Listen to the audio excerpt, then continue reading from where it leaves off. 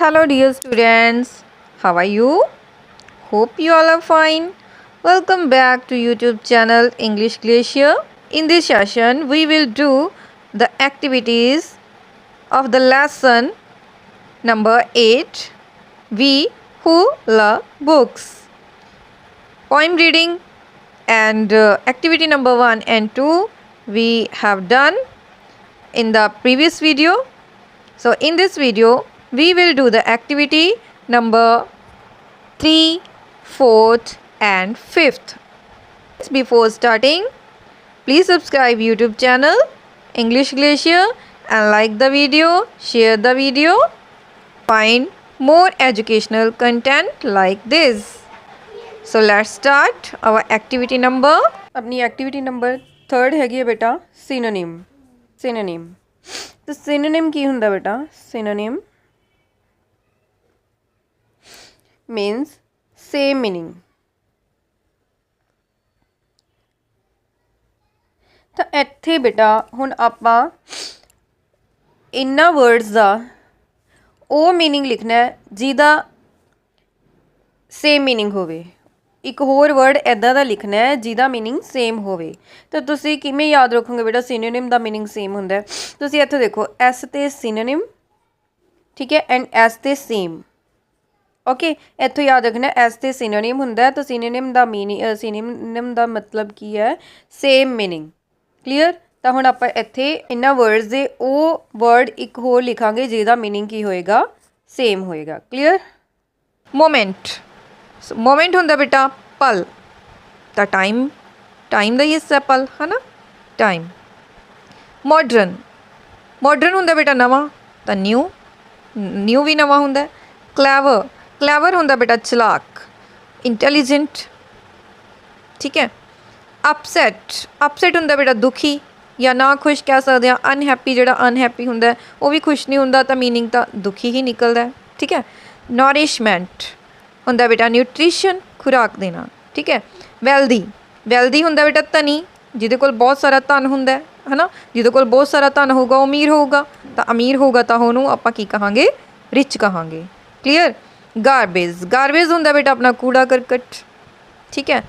तो ट्रैश क्यों आया बेटा? देखो अपने कोल फोन दे विच जो भी आप डिलीट करते हो ट्रैश दे विच जांदा है। मतलब जो अनचाही मतलब कि जिहड़ी चीज़ की आपां नूं जरूरत नहीं हुंदी वो आप डिलीट कर देने, ठीक है। तो इट मीनस वो अपने लिए कूड़ा ही हुंदा है ना। तो अपना जिहड़ा वो मोबाइल वाला कूड़ा काहदे च जांदा है? ट्रैश च जांदा है। इस करके गारबेज का मतलब भी आपां सैकेंड मीनिंग उहदा की लिख दांगे? ट्रैश लिख दांगे। क्लीयर? इन्फांट हुंदा बेटा छोटा जिहा बच्चा, ठीक है, बेबी।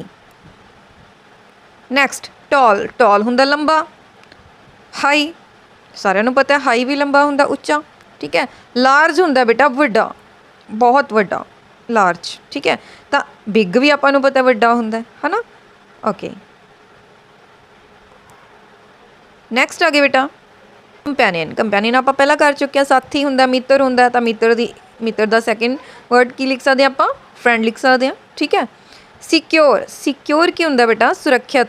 सेफ भी सुरक्षित हुंदा है ना।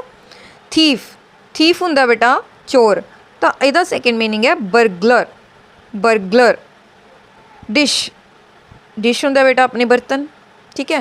तो बॉल कह सकते हैं, बॉल कटोरा या कटोरी है ना, बर्तन दे विच ही आ गया। एनशेंट हुंदा पुराना, तो पुराने दी एक होर इंग्लिश की आएगी? ओल्ड। टाइमलैस हुंदा जिहदे ते समय का प्रभाव ना पवे।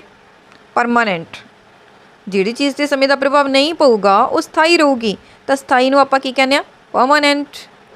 क्लीयर? नैक्सट वर्ड है फैमिलियर हुंदा जानू या जानकार, तो नोन परसन नूं भी आपां की कहने? जानू या जानकार, ठीक है। रेज हुंदा उपर चुकना, तो लिफ्ट नूं भी आपां जदों कोई चीज़ चकदे आंगे हैंड दे नाल वो लिफ्ट करदे हां है ना, तो उपर चुकना ही हो गया। टेल हुंदा बेटा स्टोरी, ठीक है, कहानी। जॉय हुंदा खुशी, हैप्पीनेस। क्लीयर? नैक्सट एक्टिविटी हैगी बेटा अपनी स्टैंजाज दे विचों क्वेश्चन आंसर लभने ने।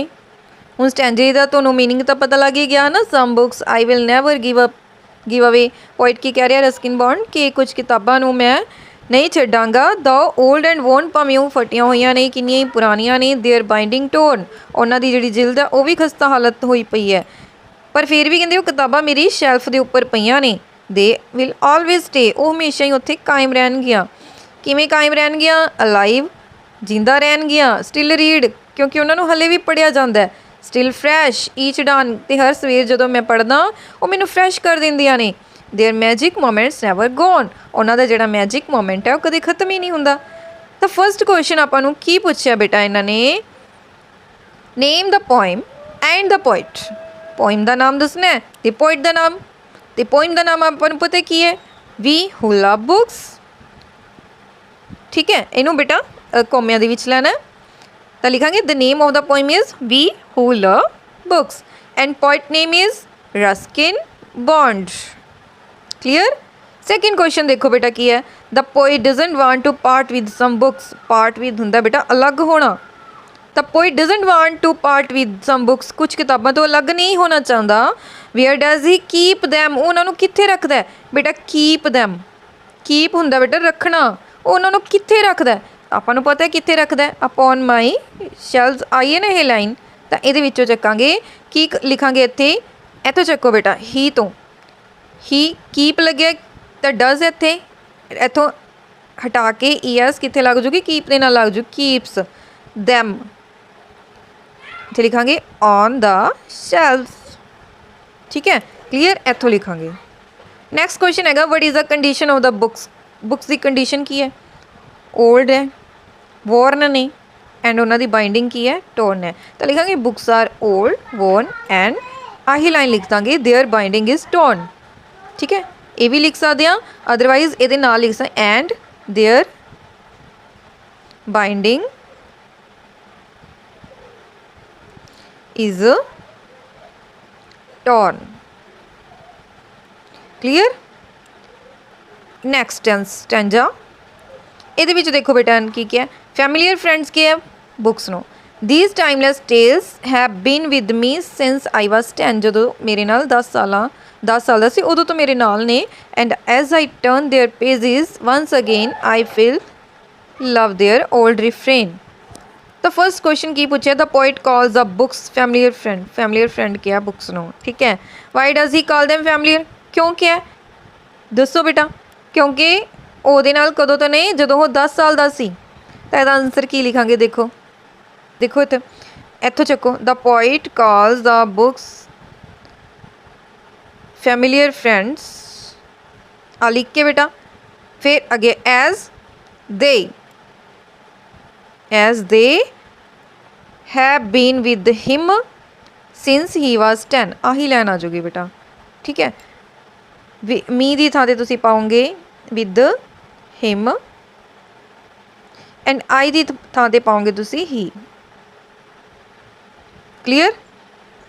नैक्सट क्वेश्चन हैगा बेटा what do you understand by the phrase timeless tales phrase तो की मतलब टाइमलैस बेटा समय के प्रभाव तो मुक्त या कह सकते हैं परमानेंट टाइमलैस का मतलब हैगा परमानेंट एंड टेल्स का मतलब की है स्टोरीज तो तुसी इत्थे इहदा आंसर राइट कर सकते होगे देखो टाइमलैस मीन्स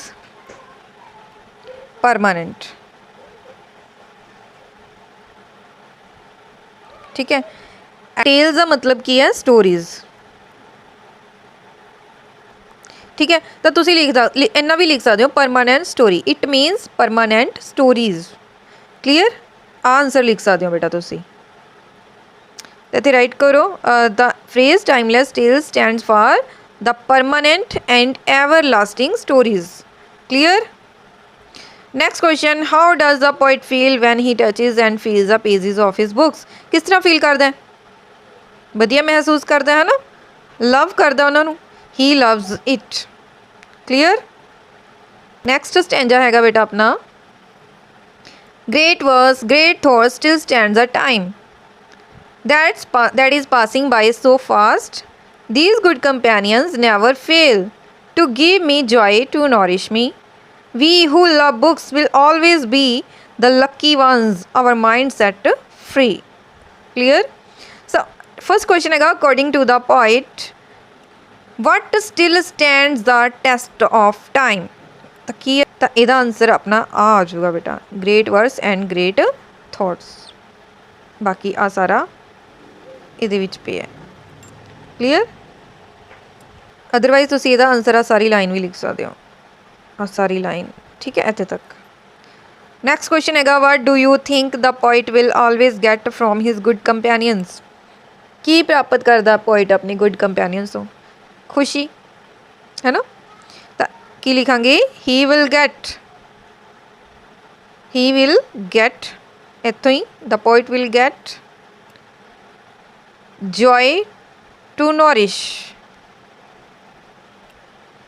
ये ही पे बेटा, जॉय टू नॉरिश। ठीक है, joy to nourish himself from his good companion इतों। या तुसी इन्ना भी लिख सकते हो, he will get joy to nourish himself. Who according to the poet will always be the lucky one. कौन ने लक्की वन, है ना। आ लाइन आई आ, वी हू लव बुक्स। तो इतने लिखांगे दोज हू लव बुक्स, जिहड़े किताबां नूं प्यार करते हैं। ठीक है, इन्ना बस यही आंसर है, those who love books will always be the lucky ones. Clear. Next activity हैगी बेटा अपनी, कहते books have been described using many names and adjective. In the given table list all the names and adjective used by the poet to describe books. Books नूं describe करन दे लई poet ने बहुत सारे नेम यूज़ किए ने। ठीक है, एडजैक्टिव यूज़ किए ने। हुण आपां उन्हां नेम्स एंड एडजैक्टिव दे लिखने ने बेटा आपां। ठीक है, बॉक्स दे विच। तो इधरली साइड नाउन लिखने ने। ठीक है, तो इधरली साइड एडजैक्टिव लिखने ने। ठीक है, तो नाउन हैगा binding first of all. Next friends क्या है बुक्स नूं, टेल्स ने उहदे विच स्टोरीज ने गियां। रिफ्रेन्स ने, वर्स के है। ठीक है, कंपैनियन के है। ठीक है, तो इधर बेटा एडजैक्टिव सम बुक्स क्या ने। ठीक है, सम उहदे लई एडजैक्टिव ओल्ड के है, वॉर्न के है, टॉर्न के है। ठीक है, फ्रैश, अलाइव, फैमिलियर के है। ये सारे बेटा एडजैक्टिव ने, विशेषता दस रहे ने। ठीक है, किस बुक्स दी। टाइमलैस है, ग्रेट है, गुड। ठीक है, ये सारे की ने एडजैक्टिव ने। सो डियर स्टूडेंट्स, अपनिया इस लैसन दी 5th तक एक्टिविटीज़ ने जिहड़ियां इस वीडियो दे विच कंप्लीट हो चुकियां ने। हुण आपां मिलदे हां नवीं वीडियो दे नाल, जो जिहदे विच इस लैसन दियां ग्रामर एक्टिविटीज़ होणगियां। Till then take care, bye bye, and like the video, share the video and subscribe the channel. Thank you for watching the video. Bye bye.